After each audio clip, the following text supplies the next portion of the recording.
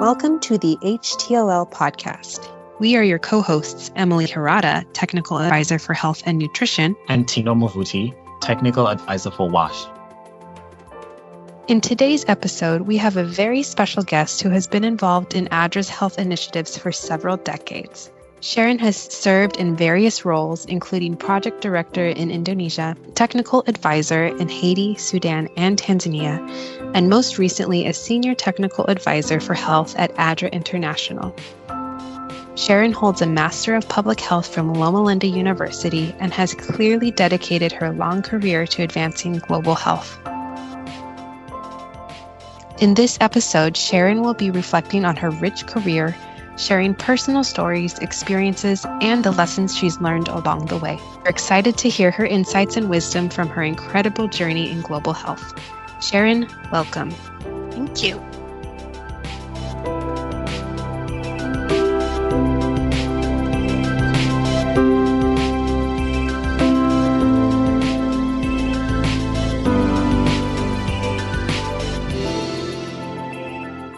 Sharon, you began working for ADRA in 1982, making you one of our most seasoned employees currently within the ADRA network. Can you share with us a little bit of what your career path has looked like with ADRA throughout the years? Sure. Thanks for the question. I would say that my career path, like that of many women, has had zigs and zags, sometimes full-time, sometimes part-time, sometimes consulting with ADRA and other organizations when my children were young. I started out full-time, and then for the past, I started out full-time here at ADRA International, and then for the past 10 plus years, I've been full-time again. But I would say some of the most fascinating parts of my career have been out of the United States and living and working in other countries before I was married and also after I was married and as our family was growing. And I started off when ADRA was still called SAWS. And it was around that time in the early 80s when many of us around the world at different Adventist institutions that had external funding were drawn into this new entity called ADRA as it was expanding from SAWS. And at that time, I was working at the Adventist University of Indonesia, which I started working there as part of my practicum from Loma Linda University School of Health when I'd finished my MPH. And we were working on a nutrition project that included recuperation of malnourished children and had some recent funding from the Asia Foundation, and we had ongoing funding from the local USAID mission in Jakarta. And that, kind of got me really going along this trajectory. And I did become the head of that project for a while and then was moved over to ADRA Tanzania. Got married just before that, and we went there and worked there for about a year. In between country directors, there was a large health and also agriculture project there. And I have to say, even though I have a health background, in my various positions, I've had to deal with all kind of different technical areas as well as management. And this is my first time working with agriculture and irrigation, but it was quite interesting. And then from there, I came to our office here at ADRA International, worked here for a while, and then went overseas to work with ADRA Sudan. Actually, my husband was asked to be their chief financial officer, and I tagged along. And kind of from there, did a lot of hopscotching over the years, from Sudan to Ethiopia to Haiti, a lot of consulting work during that time with various ADRA offices, as well as working with ADRA offices where we were posted. And then eventually back here, more consulting work, supporting offices like when the tsunami hit Asia and other emergencies like that, as well as writing proposals and then coming back eventually to this office. So yeah, I would say a lot of jumping around, but it's all been very interesting. And of course, your career has to fit your family at various stages, and have tried to do that. So you are currently ADRA International's Senior Technical Advisor for Health But we understand, as you've mentioned, that you've held roles in several other areas, not just health, such as other technical areas, as well as roles in M&E or meal and business development, etc. What made you decide to come back to the health sector? Well, it's almost as if those other roles were kind of little sidetracks. And I feel like I've always been on a health trajectory. Yes, ADRA did need a director for M&E, and I took that role on. But we also had a very vigorous health portfolio at that time, so I never stopped being involved with health, just looking at it more from an M&E perspective. And of course, it was an opportunity to be involved in a number of other sectors as well. Having an integrated portfolio has always been one of ADRA's strong points. So being able to, be involved with nutrition, we had a lot of economic work at that time, village banking and other activities like that, it tied very well with health. And so even in business development, when I was in the business development unit, I was most often pointed towards the health type work that needed to be done, did a lot of the emergency work that we had and the bigger bids. So, yeah, I would say I've always been in health, although I have done a few other things besides health. Let's put it that way. The health is really, I would say, my passion, what I really most enjoy working with. It's been lovely to hear about all of the various places that you've been lucky enough to live and work in and all the roles that you've held. And it's such a rich experience. I think a lot of our listeners would be interested to find out from you, Sharon, how over the years you have seen the international development industry grow in all of those roles and contexts. Specifically for our listeners in health, nutrition, and WASH, how have you seen those three sectors grow over the years? Well, that's a really great question, Tino. There has been a lot of change in the sectors, and maybe WASH is a good place to start. Back when I was working in Tanzania, we wrote a little simple proposal.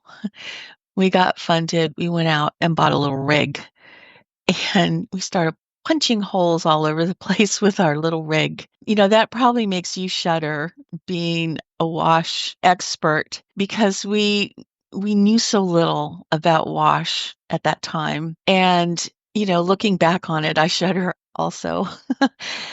But, now I look at what are the international expectations and standards in WASH, and I saw a lot of growth even over the first few years of my work. By the time we got to ADRA Sudan in the early 90s, about 10 years later from this Tanzania experience, we had a full WASH team that included experts in a variety of areas. Now I look at where we are in WASH in some of our projects like Yemen, and there's engineers on the staff, and there's a lot of attention to water testing and a lot of innovation that's come into the field and a lot of standards that everyone makes sure that they're meeting, in terms of amount of water per family, but also, parts per million of this and that. And, it's just a sea change really of the expectations and for the betterment of people's health. I don't think we ever thought much in the past about, how the water was actually being collected and how it was being stored and how it was being transported and how it was actually getting taken out of the storage container and into the child's mouth. So there's just been a lot of growth. And I think that that's been the case in all of our sectors, health, nutrition, and WASH in the health technical learning lab. Certainly in health, every day I open my computer to some of my favorite newsletters and there's something new. It's just almost impossible to even keep up with a tiny subsector within health. You might be interested in reproductive health, but then it's reproductive health in a certain location and it's with a certain age group, and it can become so narrow so quickly and have so much information about that. One of the things that has been an interest of mine from when I took my master's, I took my master's in health education, which I like to believe is just another name for social behavior change. And I think in all of our sectors, social behavior change is such an important cross-cutting area. We see these behaviors that we know will save lives and what is going to attract someone to make an adjustment in their behavior or to maintain a great behavior through a lot of adversity to maintain their health. So I think there's just been this huge explosion of information, and along with it, a lot more nuance in how work gets done for the betterment of everybody. That's really fascinating to see how you think that growth has taken shape, bringing in more standards and a more intentional way to how we carry out our work. Even though I'm sure that you made the most of that little drilling rig that you had.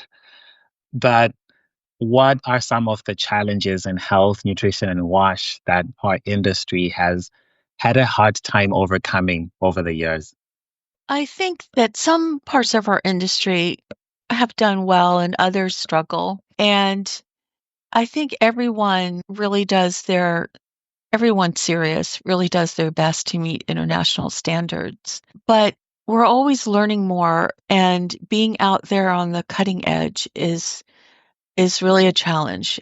Producing evidence of great new approaches or ideas, breakthroughs that can really take the whole technical community forward is, kind of in the hands of a few players. And it could be all of us, should be all of us, because we're all constantly learning. And I think with NGOs our size and below, in particular, we're actually quite slim when it comes to our technical staffing, and that means that we're so busy just getting the huge amount of work done that taking the time to think through new approaches or to document what might have worked in some activities, where's the time for that? Yet it's so important. I think another challenge is just the whole development and emergency kind of challenge. When I started out, I was fully engaged in development work. And I would hear about these emergency cowboys, kind of off on the side in different organizations that were involved in emergencies. And it was like that's just not me. I want to be involved with something over many years, with my field and, where I'm living and the communities we're in. But as time goes by, you just can't be in a community doing work and not have an emergency happen there. It's going to happen. And it's happening more and more often, especially in those populations that are the most vulnerable where we want to be working.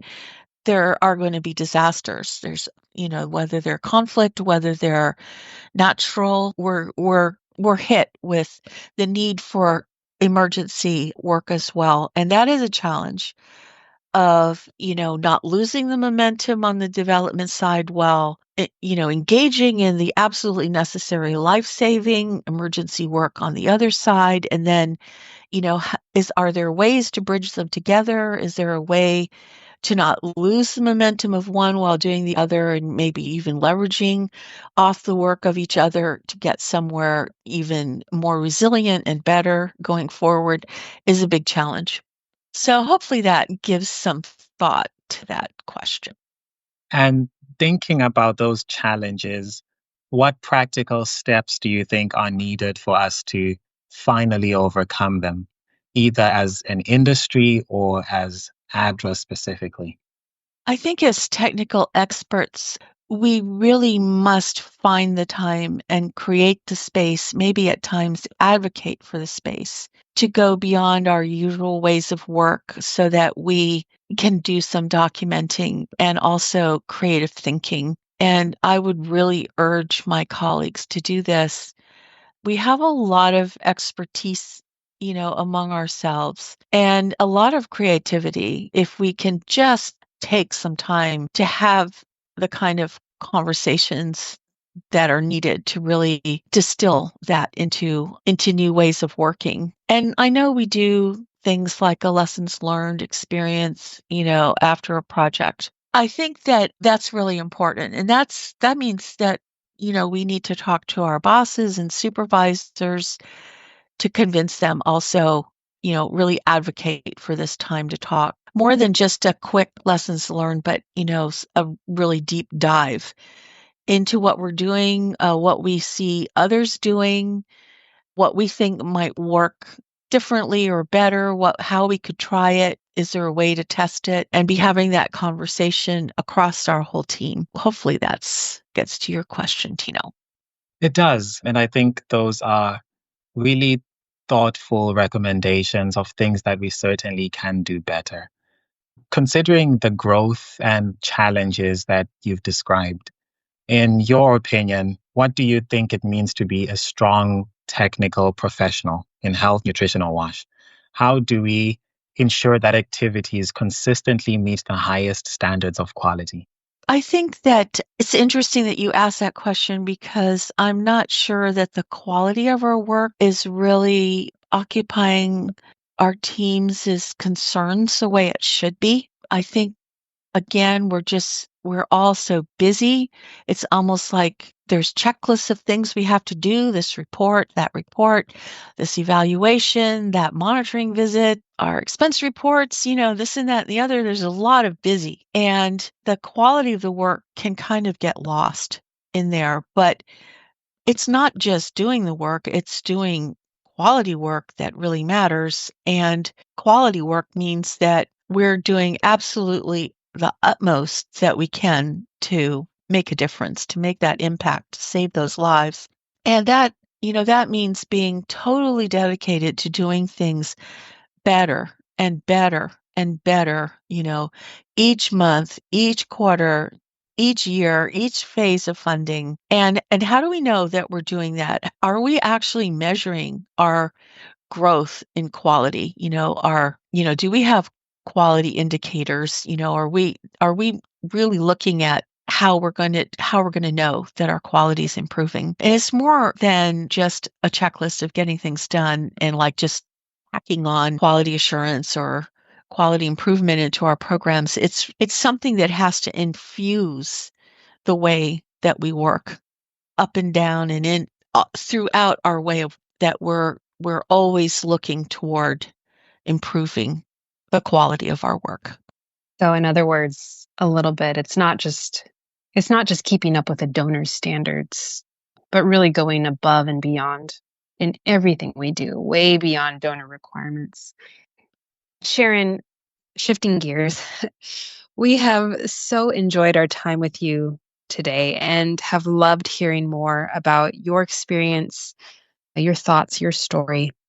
I personally have learned a lot already in just this short time and have some things to think about, some personal takeaways of my own as I continue throughout my own career in global health. As we close, if you could offer some advice to younger listeners who are just in the beginning years of their career in public health or even midway through, whether with ADRA or not, what would you have to say to them? Well, first of all, I would say don't give up. It can be a tough time to be involved in public health, but it is so needed and it is so rewarding. I've actually had many young people approach me. First, they were my peers, but now they're young people who have approached me every year for many, many years now. And I've always enjoyed these opportunities for conversation. And I generally do have a few points that I share during these conversations. So I'm happy to share them here. I, first of all, just really commend them on their interest in ADRA or in public health in general, because we need a constant flow of new energy. And, the only way we're going to do that is to have more people coming along the line. And I always encourage anyone that I'm having a conversation with about this to go as far as they can in their education. A lot of times this will be a high school student or a college student, and I would always encourage them to go further in their education. ADRA actually does have quite a few technical staff without PhDs. I'm one of them. It's changing, and we look at the organizations around us and we can see that there's been a lot of, when you look at the technical positions in those offices, they're generally held by higher level degree holders.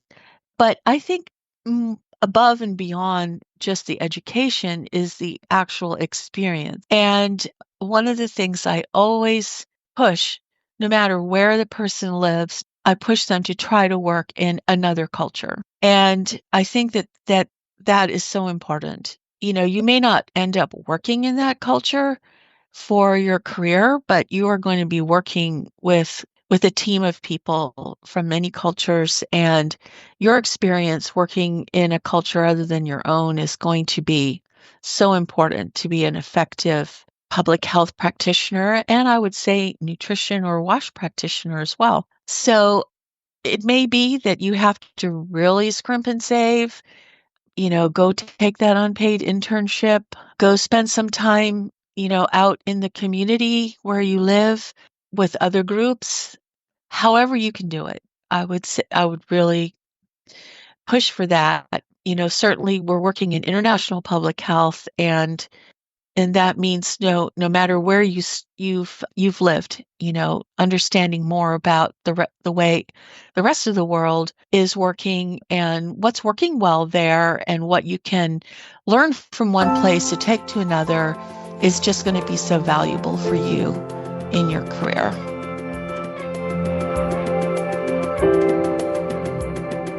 On that note, would like to bring this to a close. Thank you so much, Sharon, for the words of advice and sharing your reflections with us. If you would like to hear more career reflections from practitioners in health, nutrition, and WASH, or if you would like to learn about other topics regarding health, nutrition, and WASH, feel free to contact the Health Technical Learning Lab at healthtll@adra.org. That's healthtll@adra.org. To listen to other episodes of the HTLL podcast, please find us and subscribe to us on Apple Podcasts, Spotify, or YouTube. We also now have a Spanish channel for HTLL episodes in Spanish. To check this out, search the HTLL Podcast Español. Thanks for listening, and join us next time for another episode of the HTLL Podcast.